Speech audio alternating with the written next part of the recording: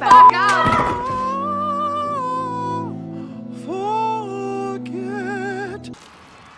You alright? Coach said it's alright to bleed from the ears.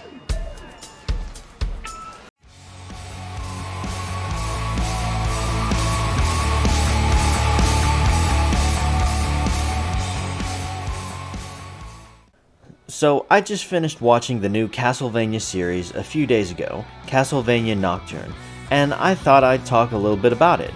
I'm going to try to avoid spoilers, more or less, but you won't really have to worry too much about that, because overall, I thought the show pretty much just sucked. But of course, before we get into that, if you're a fan of my channel, then please don't forget to hit the like button and maybe subscribe. It goes a long way in helping out the channel, and I do really appreciate it. So with all that being said, let's go ahead and get into it.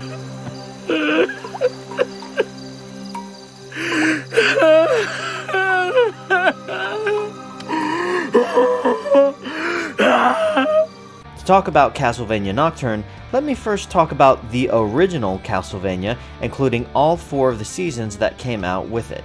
I want to start off by saying that I actually really did enjoy the Netflix adaptation and the story following Trevor Belmont, as well as Sypha and Alucard. Of course, in order to accurately describe the series, I'm going to have to use the forbidden word. The word that we're no longer allowed to use anymore, because if we use it, then we're immediately grouped in a category and no longer taken very seriously about what we say, regardless of how accurate our points may be. You see, I think the first Castlevania series is what you would consider woke.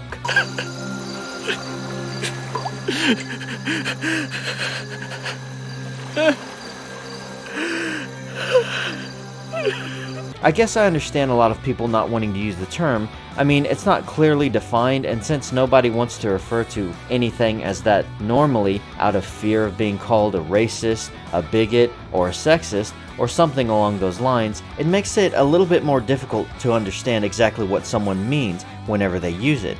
Which means that if I'm going to use that word, I'm going to have to describe what it is I'm talking about. So when I use the word woke, I'm referring to what I believe is a religion of beliefs built upon several different immoral statutes that are all blanketed and advertised as pure, good, and righteous, but at the heart of each one is actually nothing but self-destruction. The followers of this religion have to religiously virtue signal on a weekly basis in order to justify themselves as allies to their religion and the people who follow it. To give an example of one of these statutes would be, say, modern-day feminism. On the surface, it advertises itself as being about women's rights and values, and on the surface, who could argue with that? I mean, everyone is for women's rights, right? However, modern-day feminism is almost never about women's rights or helping women in any way, shape, or form. Instead, it normally revolves around tearing down men and any form of masculinity, and corroding femininity and turning women into absolute b-holes. So, what happens when this religion, or people who follow it, get their hands on some form of media, art, or entertainment?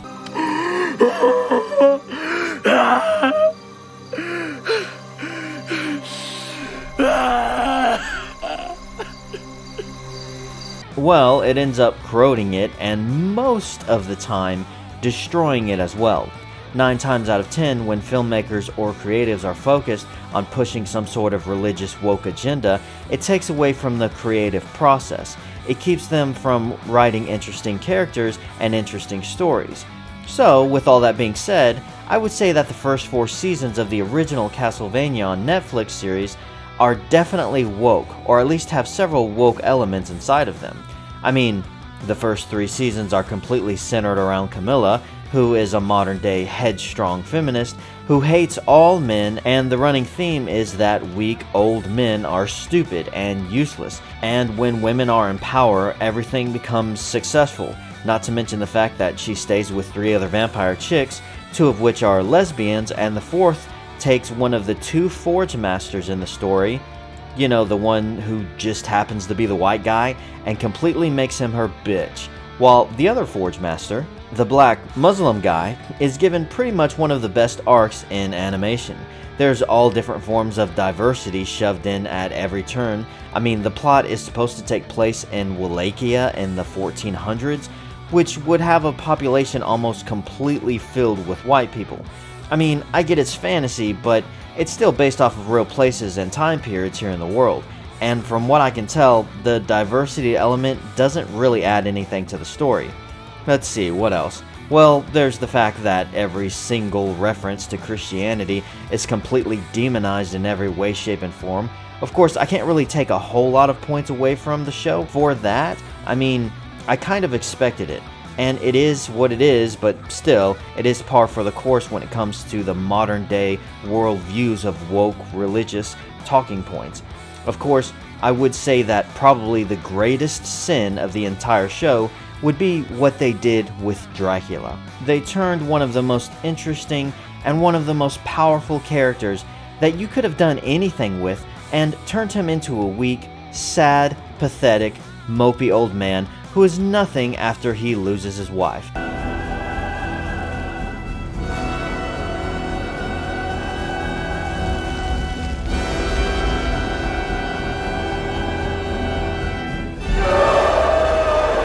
Full disclosure, I'm not really caught up with the lore or the series. From what I understand, it's based off of a series of video games, I think, but maybe there's other original source material that I don't know about. Either way, the series itself had quite a lot weighing it down from what I saw. But you know what? In spite of all that, believe it or not, I actually still really enjoyed it. There used to be a time when I believed if something was woke, then it was immediately trash, and it had no redeemable qualities whatsoever. My opinion, however, began to change over time, and I do realize now that even though 9 times out of 10, when something is filled with woke talking points, it does become absolute trash, but there is still the rare exception to the rule that it could still be good, whether we're talking about a movie, TV show, video game, or whatever. I think the first Castlevania Netflix series is an exception to the rule, and of course, before I watched Castlevania Nocturne, I had to go back and re-watch the original. In spite of woke elements weighing it down, Trevor, Sypha, and Alucard were very interesting characters, and you can't deny the chemistry that they had between the three of them. It was filled with action, the fights were always very exciting, and for the most part pretty well animated.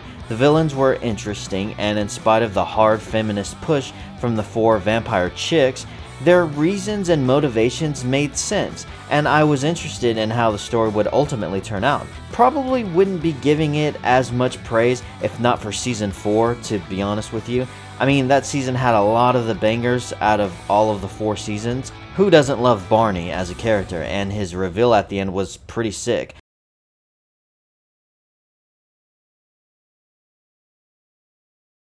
Not to mention other very intimidating villains that put you on edge when watching the main trio of heroes.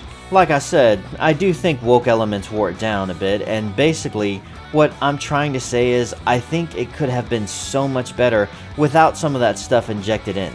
But at the end of the day, it's still very watchable, and at least for me, really enjoyable. So when I heard about Castlevania Nocturne, you can imagine I was pretty excited to check it out.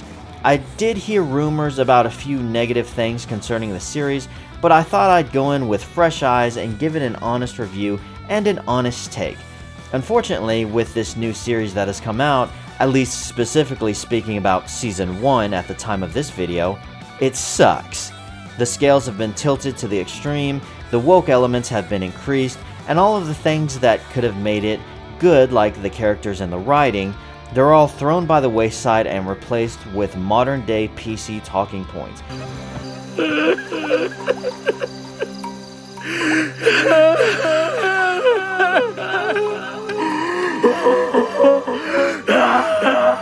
The story is supposed to center around a guy named Richter, something like that. I don't know how to pronounce his name.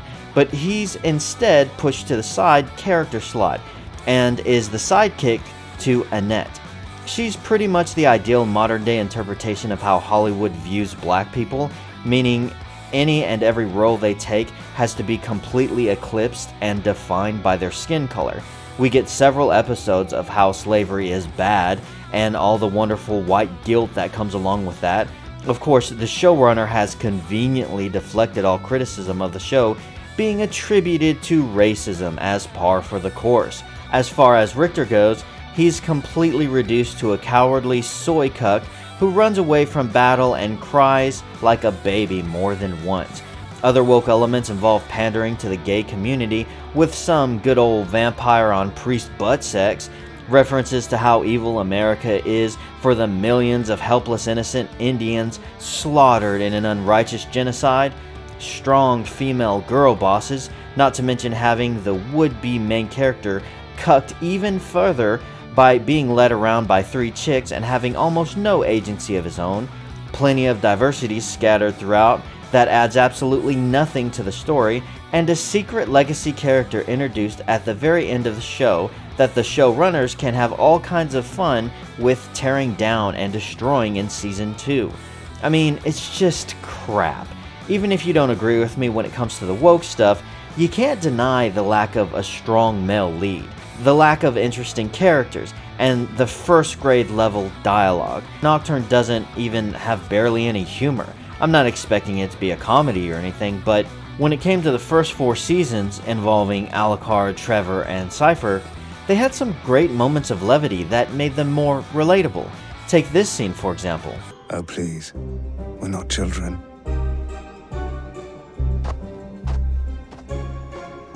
He shouldn't die. Yes, fuck you. That was funny, and it fit the situation well. Or how about later when we get this scene with Alucard?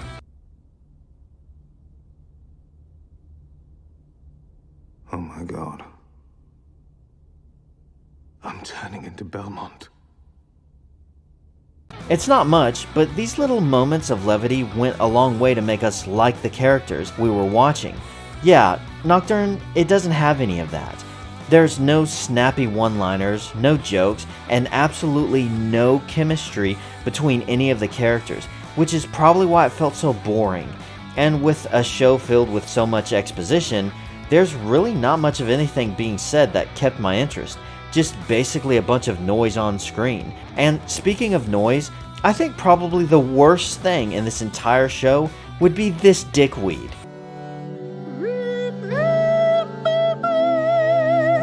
Shut when you think about it.